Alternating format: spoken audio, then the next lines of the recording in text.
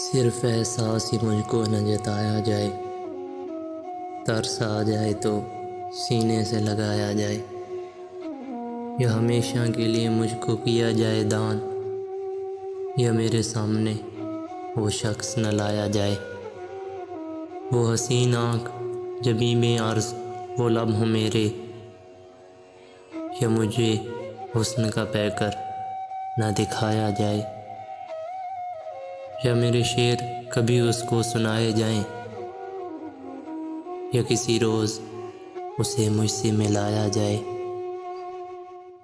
ये मेरे गम का मदावा ही किया जाए कुछ, या मेरा गम न ज़माने को बताया जाए।